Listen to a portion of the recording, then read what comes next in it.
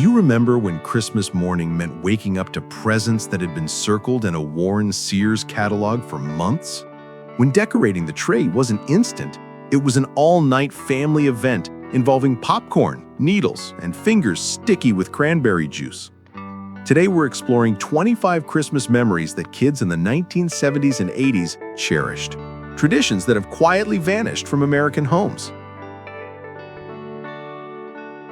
Do you remember when that massive catalog landed on your doorstep each November? Over 600 pages thick, smelling like fresh ink and possibility? You'd spend hours sprawling across the living room carpet, circling toys in blue pen while your brother used red. Pages got dog-eared, torn out, hidden under pillows so Mom would accidentally find them.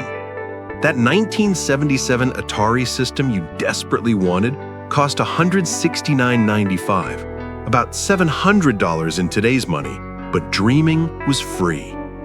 Parents would discover the same pages marked week after week, month after month. The catalog wasn't just shopping, it was a ritual of longing that stretched from September clear through to Christmas morning. Today's instant Amazon wish lists can't match that thick, tactile anticipation you held in your hands. By 2011, after 78 years, the final Sears wish book quietly disappeared from mailboxes forever. That beautiful, agonizing tradition of catalog dreaming has vanished completely.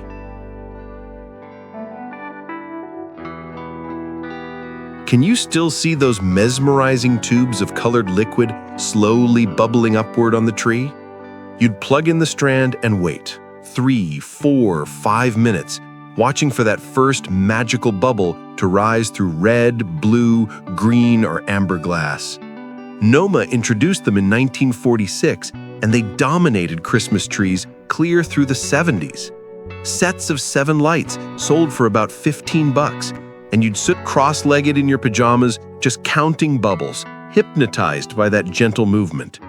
Sometimes you had to tap them gently to get the liquid started, and families would turn off every other light just to watch them dance. The soft warmth they cast across tinsel and ornaments created something today's LED mini lights can't match, that patient, almost meditative magic.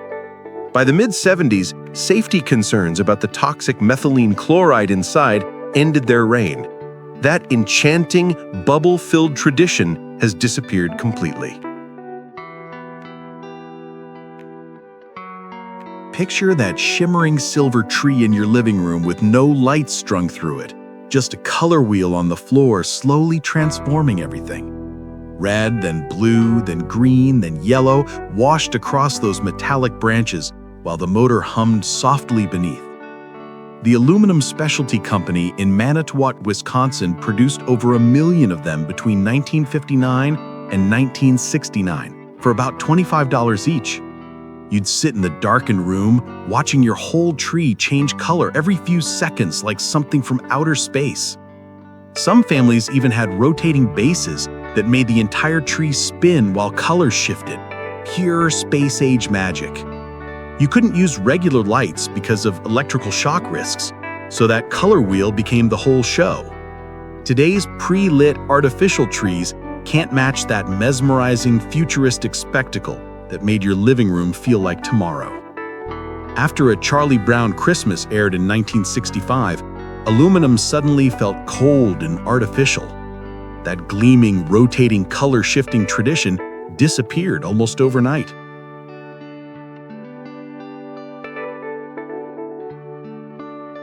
Remember the smell of fresh popcorn cooling on the kitchen table while your fingers turned sticky and red from cranberry juice?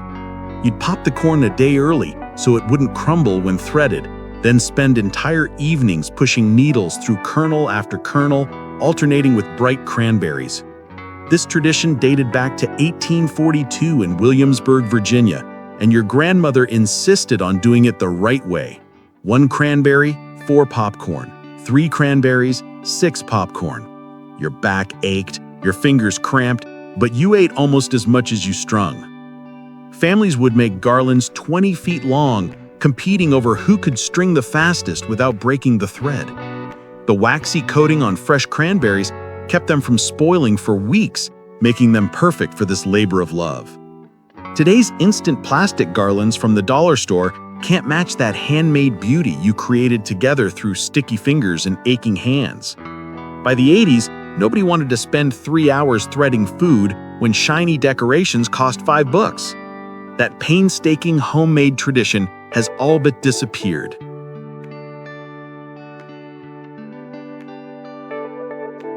Do you remember circling December 7th in red pen when the TV guide arrived?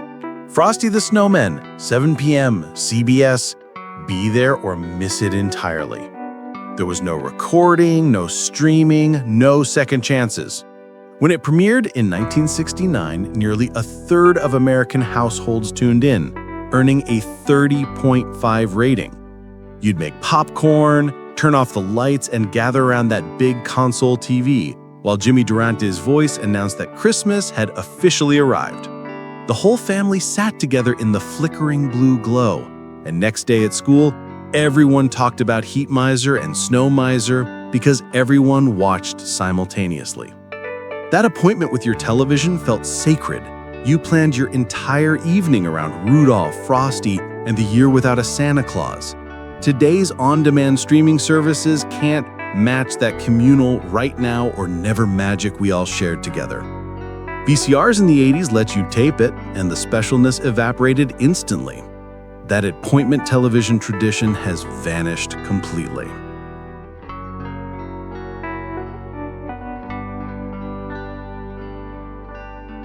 Can you picture your mom camping outside a department store at 5 in the morning, ready to throw elbows for a doll?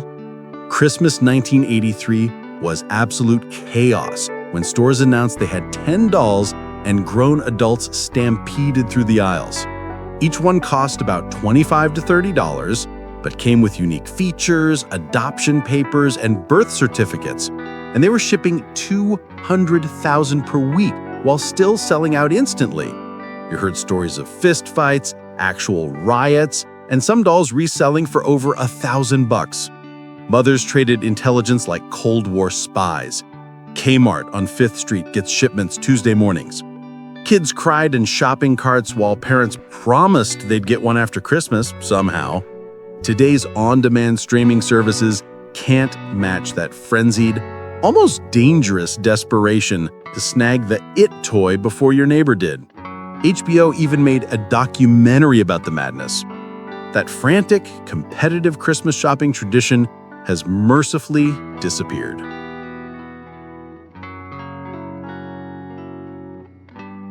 Remember the actual weight of real tinsel in your hands?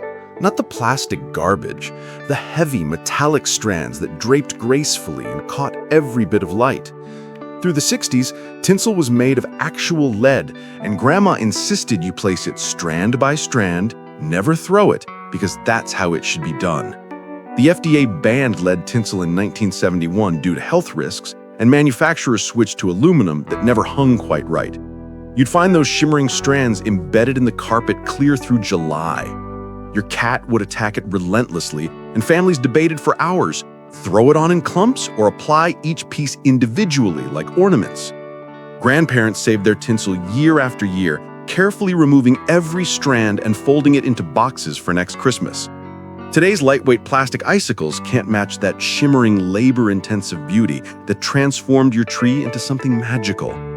By the 90s, tinsel was considered tacky, and the painstaking ritual wasn't worth the effort anymore. That glittering, dangerous tradition has been relegated to history.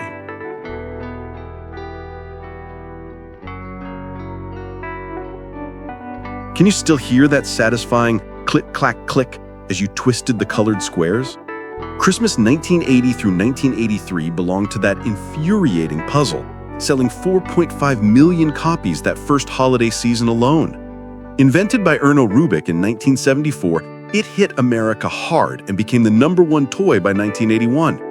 You'd sit there for hours getting 2 sides completed, then nothing. Stickers peeled, some kids secretly took it apart and reassembled it solved just to save face at school.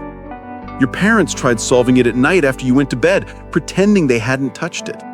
Solution books appeared in every bookstore as 200 million cubes sold worldwide between 1980 and 83. Today's smartphone puzzle games can't match that tangible, maddening frustration you literally held in your hands for months. By 1984, solutions were published everywhere, the challenge disappeared, and other toys stole the spotlight. That 43 quintillion combination obsession burned impossibly bright, then died fast.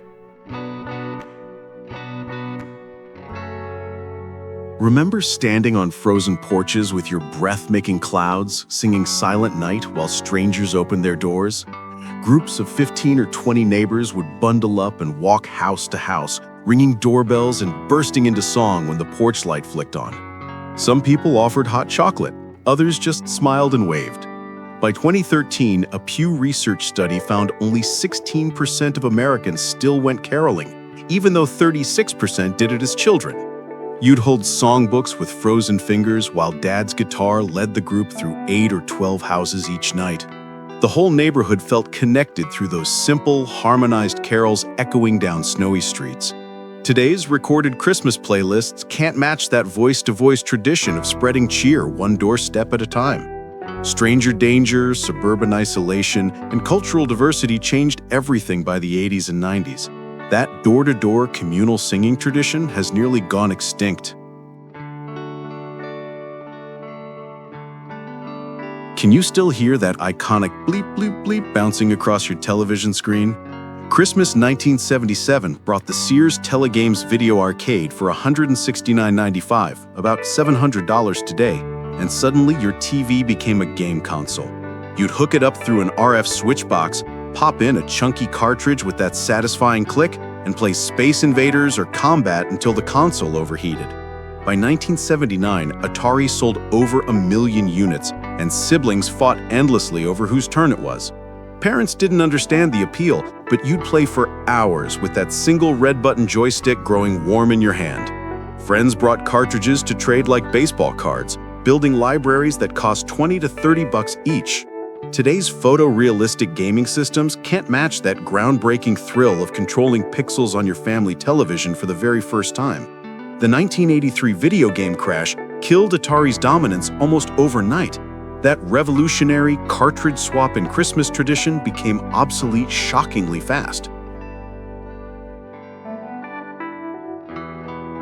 Remember seeing your face distorted and curved in those impossibly fragile glass balls? They weren't plastic. They were real glass that shattered if you breathed on them wrong. A box of a dozen shiny bright ornaments cost $5 to $10 in the 70s. Each one nestled in individual cardboard dividers. You'd unwrap them from yellowed newspaper, hold your breath while hooking them onto branches, and cringe at that sickening tinkle when one inevitably hit the floor. Parents kept a broom and dustpan stationed near the tree at all times because crashes happened constantly. Grandma's oldest ornament from 1952 was treated like a holy relic, and kids heard "don't touch" approximately 100 times per season. Today's shatterproof plastic ornaments can't match that terrifying, breathtaking beauty that demanded reverence and careful hands. By the 80s, unbreakable decorations took over, and parents stopped replacing broken glass year after year. That fragile, nerve-wracking tradition has disappeared completely.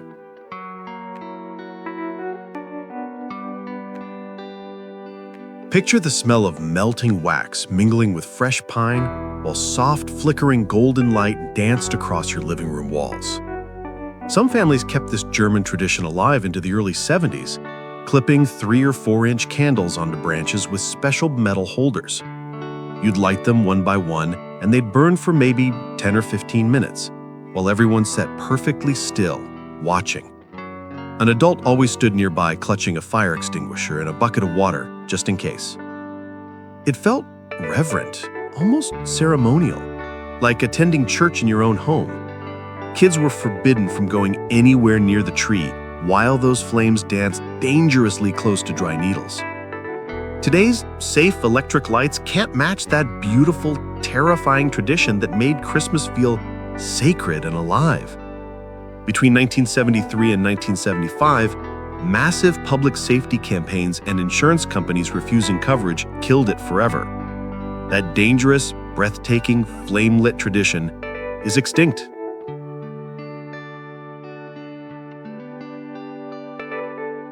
Remember that soft, slightly unsettling voice coming from the teddy bear's moving mouth? Christmas 1985 and 86 belonged to Teddy Ruxpin, the storytelling bear with a cassette tape hidden in his back. He cost about $70, serious money then, and was the #1 best-selling toy 2 years running. You pop in a tape, hear the mechanical whir inside him, and watch his mouth move almost in sync while his eyes blinked robotically. Kids fell asleep to his gentle, hypnotic stories every single night. Worlds of Wonder literally leased jets to fly him from Japan to meet the overwhelming Christmas demand. Parents grew exhausted hearing the same 3 stories endlessly, and when batteries ran low, Teddy's voice would slow down and deepen into something genuinely terrifying. Today's Bluetooth-enabled smart toys can't match that analog magic of a bear who told stories through physical cassette tapes. The company went bankrupt in 1988, and cassettes became obsolete shortly after. That storytelling, tape-playing tradition has disappeared from American bedrooms.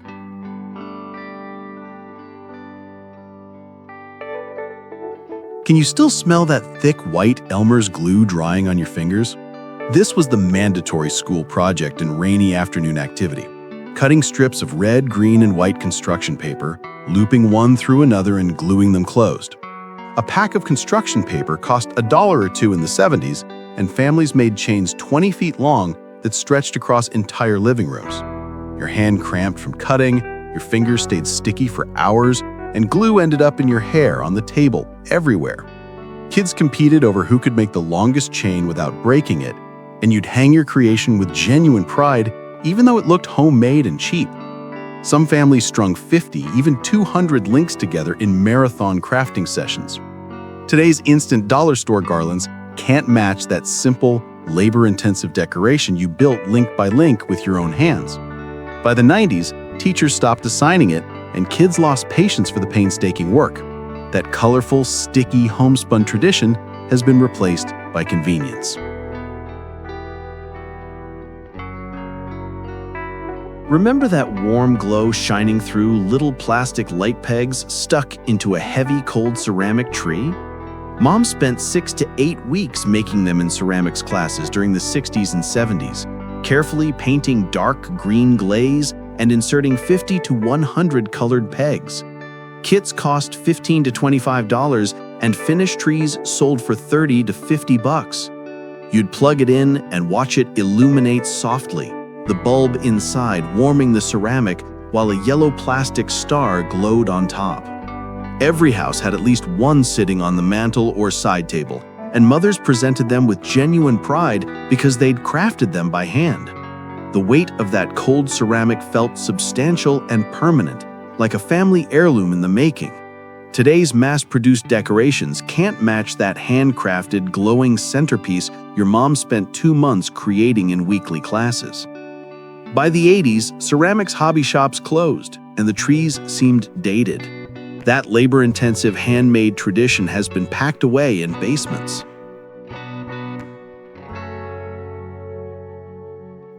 Remember that new plastic smell when you finally cracked open the blister pack?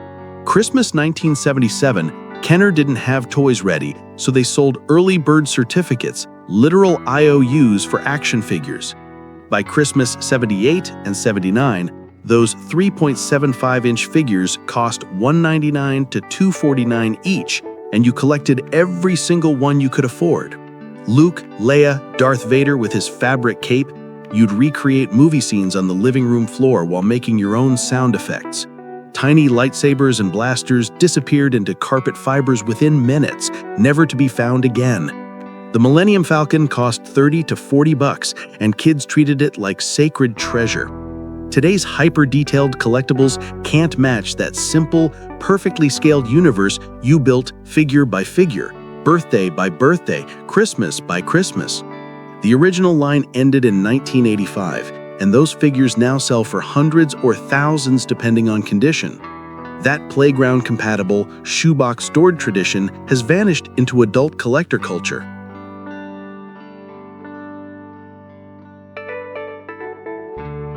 Remember those tiny cardboard doors you'd carefully open each December morning? 24 little numbered windows hiding either a small picture, a Bible verse, or, starting in 1958, a flat piece of waxy chocolate that tasted more like cardboard than cocoa. They cost $2 to $5 in the 70s and 80s, and Cadbury made the most popular ones. You'd tear the perforated door with satisfying precision, revealing whatever simple treasure waited behind it. Siblings fought over whose turn it was to open today's door, and kids constantly tried peeking ahead to see what was coming. The chocolate was genuinely terrible, but the ritual of counting down to Christmas mattered more than the reward. Today's $50 to $200 luxury advent calendars filled with Lego sets and beauty products can't match that humble, cardboard anticipation you opened one day at a time. Simple calendars now feel cheap compared to extravagant alternatives. That modest, chocolate square countdown tradition has been replaced by excess.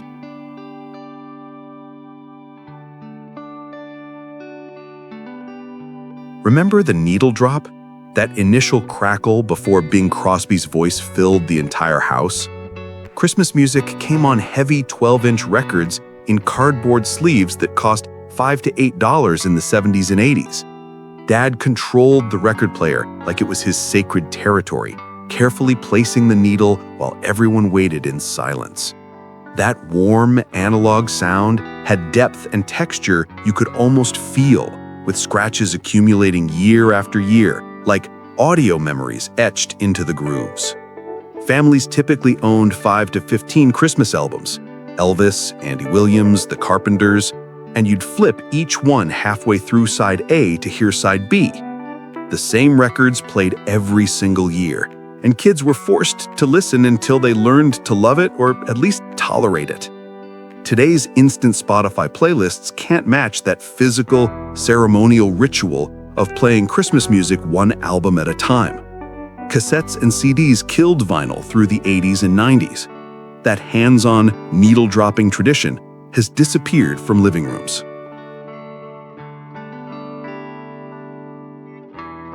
Remember that tiny book-shaped package filled with rolls of lifesavers wrapped in colorful foil?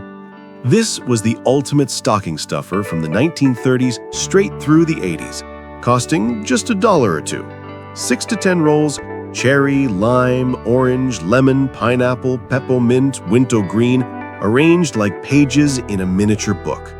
Every kid got one, every uncle gave one, and that rainbow of foil colors felt like holding a small treasure in your hands. The least favorite flavor, usually lemon or lime, would sit in a drawer until July while you devoured the good ones first. You'd keep a roll in the car for emergencies, or share them during long Christmas drives to Grandma's house. Today's fancy chocolate assortments can't match that simple, affordable tradition that felt both generous and perfectly sized for stockings. Candy as a Christmas gift now seems cheap rather than special. That iconic little candy book has lost its magic completely.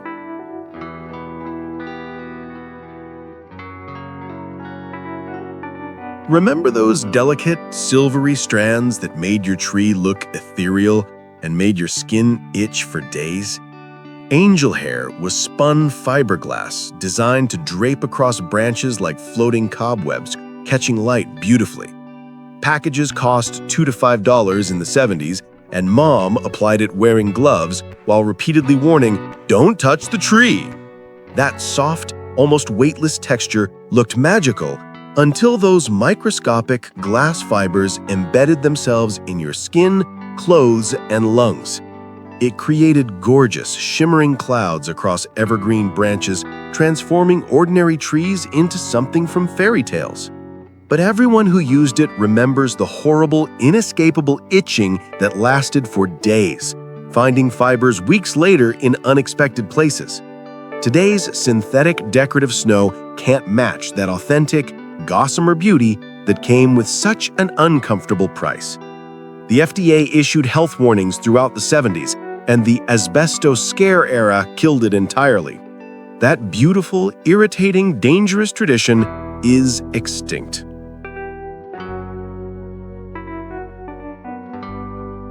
Remember sitting at the kitchen table for hours writing personal notes inside dozens of cards until your hand cramped? Every December, families addressed envelopes by hand, sometimes over 100, with cards costing 50 cents to $2 per box in the 70s. Stamps were 10 cents in 1974, 20 cents by 1981, and you'd lick them until your tongue went numb. The weight of quality cardstock felt substantial, and you tuck in a family photo from Sears, sealing each envelope with genuine care. Receiving a handwritten card from someone you hadn't seen in years felt deeply personal and special. You'd display them proudly on the mantle or refrigerator, creating a gallery of connections that lasted through January. Today's mass-printed photo cards and Facebook messages can't match that ink-on-paper intimacy that took hours of deliberate effort. Email, texting, and social media killed the handwritten word through the 90s and 2000s. That laborious, heartfelt, pen-to-paper tradition has nearly vanished.